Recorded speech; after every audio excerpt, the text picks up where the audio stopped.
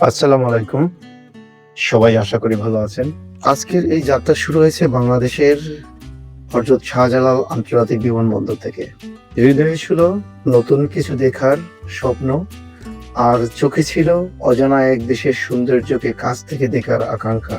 সেই স্বপ্নের ডানা মেলে আমি পাড়ি জমালাম ইন্দোনেশিয়ার উদ্দেশ্যে। আমার প্রথম গন্তব্য ছিল ইন্দোনেশিয়ার রাজধানী জাকার্তা। আধুনিক উঁচু ভবন, ব্যস্ত নগর জীবন, পরিচ্ছন্ন রাস্তা, মানুষের আন্তরিক ব্যবহার আমাকে সত্যি মুগ্ধ করেছে। জাকার্তা যেন আধুনিকতা আর ঐতিহ্যের এক অপূর্ব মিলনস্থল। এরপরে আমি রওনা হলাম সুরাবায়া শহর, জাকার্তার বাণিজ্যিক শহরের উদ্দেশ্যে। শহরটি শান্ত পরিবেশ, শৃঙ্খলা এবং সৌন্দর্য আমাকে নতুনভাবে ভাবতে শিখিয়েছে। মনে হয়েছে প্রতিটি শহরের নিজস্ব একটি গল্প আছে, আর সুরাবায়ার গল্পটি যেন পরিশ্রম, শান্তি এবং সৌন্দর্যের গল্প।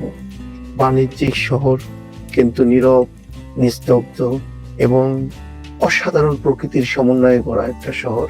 তারপর আমি যাত্রা শুরু করলাম আমার সবচেয়ে প্রতীক্ষিত গন্তব্য বালি। সত্যি বলতে বালি পৃথিবীর অন্যতম সুন্দর দ্বীপ, তাই এখানে না এলে বোঝা যায় না।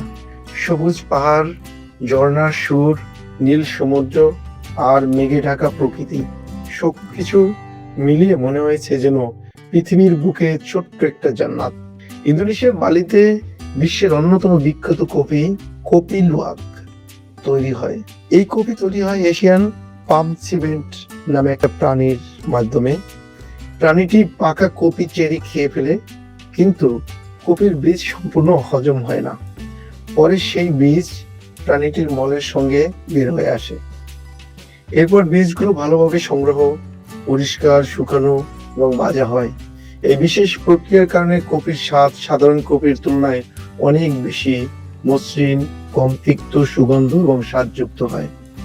এ কারণেই কপি লুয়াককে বিশ্বের সবচেয়ে দামি এবং বিরল কপিগুলোর একটি হিসেবে গণ্য করা হয়। বালির অন্যতম একটা জায়গা হলো উবুদ। উবুদে আসলে আপনি এখানে অনেকগুলো ভিজিট স্পট দেখতে পাবেন। এর মধ্যে অন্যতম হচ্ছে ওয়াটারফলস, ঝর্ণা, অসাধারণ প্রাকৃতিক সৌন্দর্য, মনোমুগ্ধকর পরিবেশের জন্য বিখ্যাত। গ্লাস ব্রিজ, রাইস ট্রেস, যেটা ওয়ার্ল্ড হেরিটেজে জায়গা করে নিয়েছে।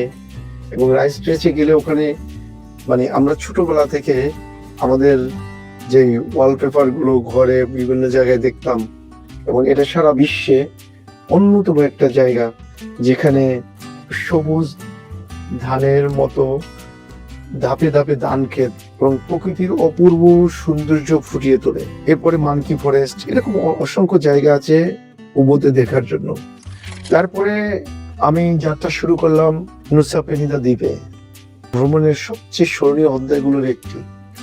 নীল সমুদ্রের ঢেউ, প্রকৃতির অসাধারণ সৌন্দর্য আর চারপাশে নীরবতা আমাকে মুহূর্তের জন্য থামিয়ে দিয়েছিল। সেখানে দাঁড়িয়ে শুধু মনে হয়েছে আমরা মানুষ কত ক্ষুদ্র, আর মহান সৃষ্টিকর্তার সৃষ্টি কত বিশাল এবং অপরূপ। এখানে অনেকগুলো বিচ রয়েছে: clicking beach, broken beach, Angel beach, crystal বে, ডায়মন্ড বিচ। সবগুলো বিচই অসাধারণ সৌন্দর্য, এবং এখানকার যে অভিজ্ঞতা সেটা যদি কেউ না যায়, আমি বলেও আসলে প্রকাশ করতে পারবো না, ভিডিওতে প্রকাশ করা সম্ভব না, পিকচারে তো নাই। এছাড়া স্কুবা ডাইভিং নুসা পেনিদার অন্যতম জনপ্রিয় অ্যাক্টিভিটি। অক্সিজেন সিলিন্ডার নিয়ে সমুদ্রের নিচে নেমে রঙিন প্রবল বিভিন্ন প্রজাতির মাছ, নীল পানির নিচে অপূর্ব জগৎ কাছ থেকে দেখার অভিজ্ঞতা যেন অন্য এক পৃথিবীতে হারিয়ে যাওয়ার মতো।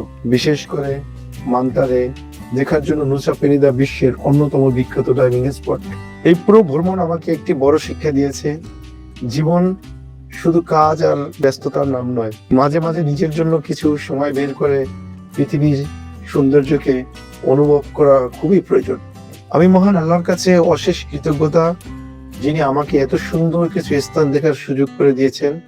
আর কৃতজ্ঞতা সেই মানুষগুলোর প্রতি যারা এই যাত্রাকে আরো আনন্দময় এবং স্মরণীয় করে তুলেছেন।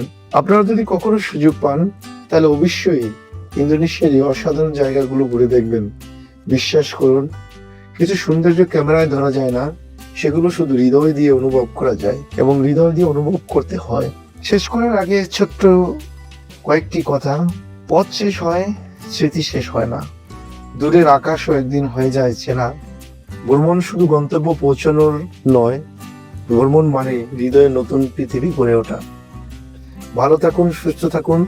আল্লাহ যেন আপনাদের সবাইকে পৃথিবীর সৌন্দর্য দেখার আরো অনেক সুযোগ দান করেন।